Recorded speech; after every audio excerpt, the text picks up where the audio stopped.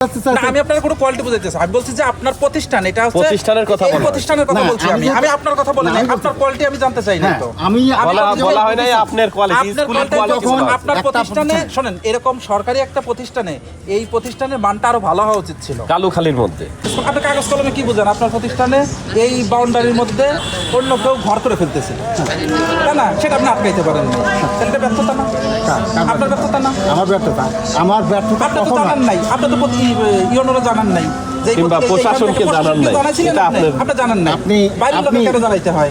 আপনি যে কথাটা বললেন, কতটা আপনি আপনার সঙ্গে সম্পৃক্ত এবং আমার সঙ্গে সম্পৃক্ত। যদি আপনি প্রিভিয়াসলি বলে থাকতেন আমি আপনাকে হেল্প করতাম, আপনি আমাকে হেল্প করতেন।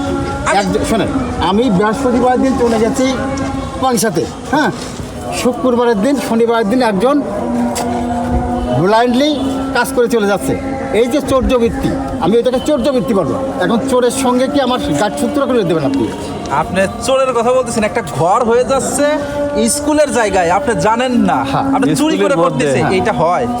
এটা কি পাগলে বিশ্বাস করে? আপনি এটা পাগলে বিশ্বাস করে? পাগলামের সংখ্যা আছে।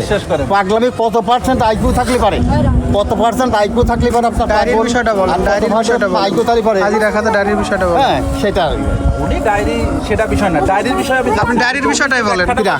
আপনি ডায়েরির বিষয়ে যে আপনি যে ভাউচারটা করছেন, আপনার শিক্ষকরাই জানেন না যে আপনি রতন স্কুলের শিক্ষার্থীরা ডায়েরি পায়।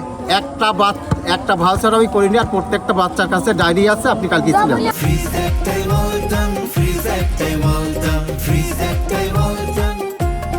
একটা বাচ্চা আপনার শিক্ষকই জানেন, আপনি বলতেছেন শিক্ষক না জানলে আমার শিক্ষক কতটুকু জানে আর না জানে সেটা আমার বিষয়। আপনার প্রতিষ্ঠানে আপনার শিক্ষক জানে না আপনার বাচ্চারা ডায়েরি পাচ্ছে, আপনার শিক্ষার্থী কিভাবে বুঝবেন? উনি শিক্ষক নন, উনি কি উনি লাইব্রেরিয়ান।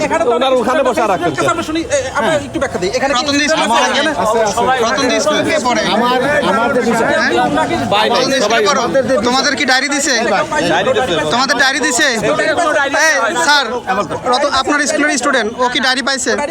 আপনি ডায়েরি বলতে কোনটাকে বোঝাচ্ছেন? আপনি যেটাকে লিখছেন, আপনি যেটা ভাউচারে লিখছেন, আমার ওখানে 7টা খাত আছে। হ্যাঁ, আমার ওখানে 7টা খাত আছে। সেই খাতের মধ্যে একটা বেতন। আপনি সরাসরি সেখানে উল্লেখ করছেন যে একটা ডায়েরি থাকবে, সেই ডায়েরিতে শিক্ষার্থীরা কোন দিন কি লিখবে, কি পড়বে সেটা উল্লেখ থাকবে। ডায়েরিটা প্রত্যেকটা শিক্ষার্থীর দেওয়া হবে। সেটা একটু ব্যাখ্যা দেন। আমি একটা কাজ করছি, বুঝছেন, আর সেই কাজের প্রেক্ষিতে আমার একটা রেজাল্ট আসবে, তাই না? আর এখন আমি আপনার সাথে বিতর্ক করব, সেই বিতর্কের প্রেক্ষিতে একটা রেজাল্ট আসবে। আমার বললাম না 7টা পয়েন্ট আছে মুদ্রণে, সেই মুদ্রণের 7টা পয়েন্টের মধ্যে একটা আছে আপনার রেজাল্ট কার্ড, হ্যাঁ, বেতন কার্ড, হ্যাঁ, হাজিরা খাতা, ডায়েরি, হ্যাঁ, এইভাবে 7টা আছে। কোনটা আমি কিনেছি আমার নিজেরও মনে নাই। এই তো, হ্যাঁ, আমার যেহেতু কমিটি আমার কাছে দিয়ে যায়, তো আপনি এক মুখে দুই কথা বললেন। আপনার মনে নাই, কেবলই বললেন যে ডায়েরি দিছে, আবার এখনই বলতেছেন মনে নাই। আবার আপনার সামনে শিক্ষার্থী বলতেছে যে ডায়েরি দেয় নাই, আপনার শিক্ষকরা বলতেছে ডায়েরি দেয় নাই। আপনি বলেন। প্রত্যেকটা শিক্ষার্থী কালকে আসেন, প্রত্যেকটা শিক্ষার্থীকে শোনেন, সবাই বলবে আছে, এখনই তো বলতেছে নাই। এখন সেটা আপনার বিষয়, হ্যাঁ, সেটা আপনাদের বিষয়। আমার কথা যে পর্যন্ত কথা বলছেন, আমার এই পর্যন্ত কথা, এটা একটা অনিয়ম স্যার।